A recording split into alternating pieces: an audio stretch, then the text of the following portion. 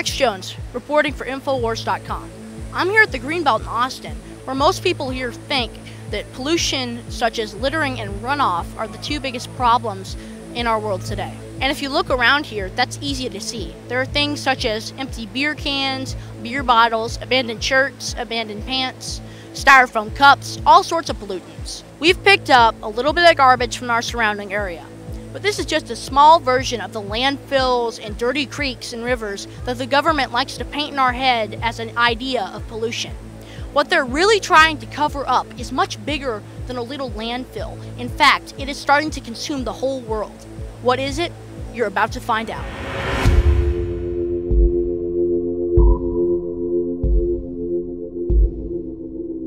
We've talked about garbage on the ground, but what about the garbage in our rivers and streams? This garbage is called runoff, and it drifts through our whole planet's water system of rivers, lakes, and oceans to form a giant trash continent in the Pacific Ocean, which I'm going to coin Gargia. Is Gargia the biggest threat to the environment today? I think not.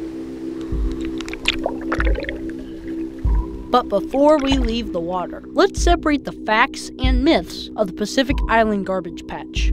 First, it's not a giant island of garbage as depicted in this picture here. It's actually made up of very small and microscopic pieces of plastic that covers 5,000 square kilometers in the North Pacific Gyre. The jet stream and southern trade winds create a giant circling region of water. Another myth is that plastic is killing animals. While it's true that plastic is being found in the stomachs of dead birds and fish, it's not yet known if the plastic is the actual cause of death. Also, small water insects, crabs, and barnacles have thrived on the particles and are now found in abundance across the ocean. In addition to being an eyesore and potentially deadly to marine life, runoff is not the biggest problem we face in our environment. Now let's take to the skies and cover a different kind of pollution.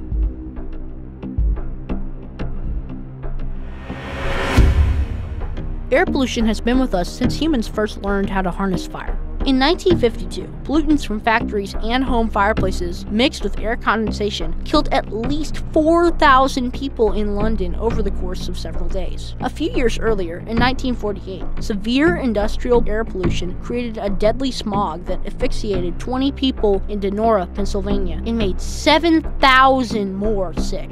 Acid rain, first discovered in the 1850s, was another problem resulting from coal-powered plants. Regulations and technology have helped clean up most of these problems, so now pollution is not as much of a problem in developed first-world nations. In China and other emerging countries, air pollution is a huge problem and it's spread through the jet stream. Mercury, black carbon, dust, and ozone are just a few of the pollutants that are carried by the jet stream over the Pacific Ocean and are being dumped in the United States. Currently, China is building up to 4 dirty coal-burning power plants a month and consumes over 4 times the coal than the United States. Obama led EPA regulations that will shutter most of our coal-burning plants by 2030, so you can look forward to the higher power prices and breathing the dirty air produced by China. Another environmental danger is called CCD, or colony collapse disorder.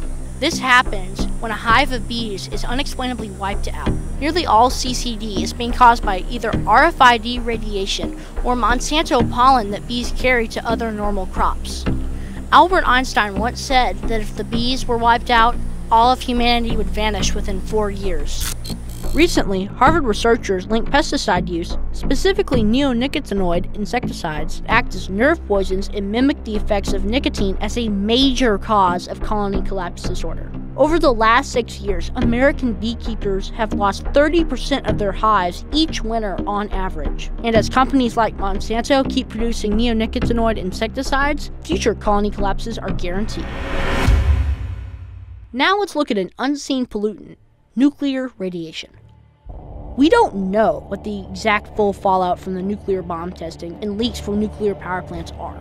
But the issue was brought to the forefront when the Fukushima power plant reactors melted down after a tsunami hit Japan on March 11, 2011.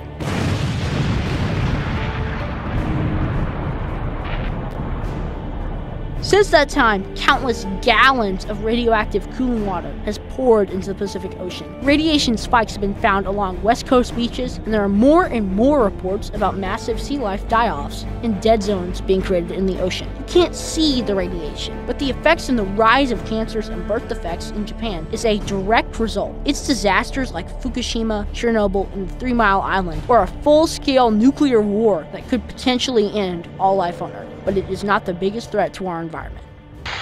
Now that we've covered litter, runoff, CCD, particulates coming in through the jet stream, and nuclear radiation coming from places like Fukushima, I'm about to tell you what I consider the biggest threat to humanity is: GMOs. The real danger is not what is seen, but what is unseen.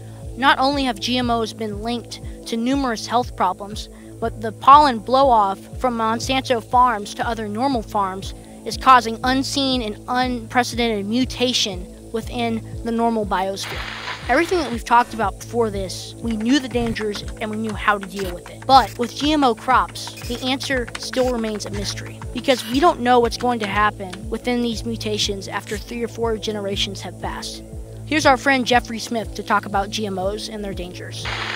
Of all of the toxins that are released into the environment, GMOs are of a special class. You see, with genetic engineering, you have pollution of the gene pool. It's a self-propagating genetic pollution. The genes that we released in this generation already can outlast nuclear waste. They can go on forever. We have no technology to fully clean up this type of pollution. Certainly we can reduce it dramatically, but until we have some technique to identify GMOs at a distance, we are stuck with GMOs possibly forever. Imagine being hired by a company that says, we have a little problem, we'd like you to organize the recall of our salmon from the ocean. There's a company that wants to introduce genetically modified mosquitoes. Imagine trying to do a recall there. GM pollen has already contaminated the indigenous corn varieties of Mexico, and we have no technology to clean that up. What we've done is irreversible damage, and this is something that is highly irresponsible, unconscionable. And it was done over the objections of scientists, over the objections of science, a collusion between government and industry. There are 2 main reasons why people genetically modify foods. They either drink poison or produce poison. The poison drinkers are called herbicide tolerant. Most popular variety is Roundup Ready. Let me explain. Monsanto's scientists found bacteria growing in a chemical waste dump near their factory, surviving in the presence of their herbicide called Roundup. So they had the brilliant idea, let's put it in the food supply. So they took the gene from the bacterium that allowed it to survive applications of Roundup and put it into soybean, corn, cotton, canola, etc. So now you can spray the field with Roundup and it kills all of the other plant biodiversity in the field, but not the Roundup Ready soy and Roundup Ready corn. The other variety of genetically modified crops produces a poison. They take a gene from a soil bacterium that produces a natural insecticide and put it into the DNA of the plant. So every single cell of every single plant in millions of acres has its own little spray bottle that can kill an insect by destroying its digestive system. What these changes mean is that the plant might produce more allergens, more toxins, more anti-nutrients, more carcinogens, or even less of these. We don't know. It's a genetic roulette. In fact, the process of approval of these GM crops do not evaluate these type of changes. In Monsanto's own studies, which they conveniently left out of their published paper, which we were covered later, they found that in cooked GM soy there was as much as 7 times more of a known allergen called trypsin inhibitor, and about a doubling of an anti-nutrient called soy lectin, which blocks the absorption of certain nutrients.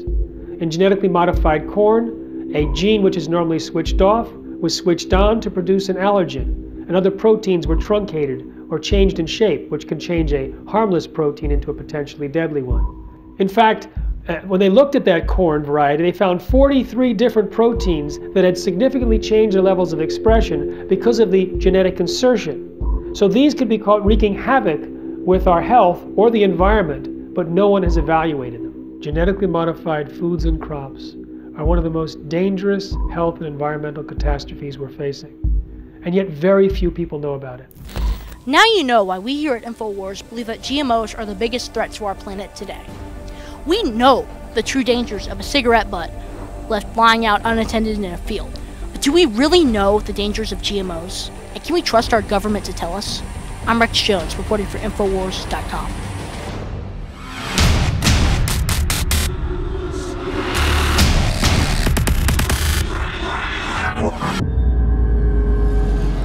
The globalists have controlled the mainstream media for a long time, but now they're expanding and making the weaponization even more vicious and deceptive. All the major networks are state-run. We are partnering this year with the NFL. The NFL has become a political weapon against the Second Amendment and pushes Obamacare. MSNBC tells us that our children belong to the state. We have to break through our kind of private idea that kids belong to their parents or kids belong to their families and recognize that kids belong to whole communities. It is more important than ever to realize that we are not the alternative media. We are the true media. The establishment dinosaur press is dying. We are in an information war, and we are losing that war. Join us at InfoWarsNews.com and PrisonPlanet.tv. Members can share their memberships with up to 11 people. By subscribing, you will literally be buying war bonds in the info war to expand our operation in the face of the tyrants. Join us at PrisonPlanet.tv.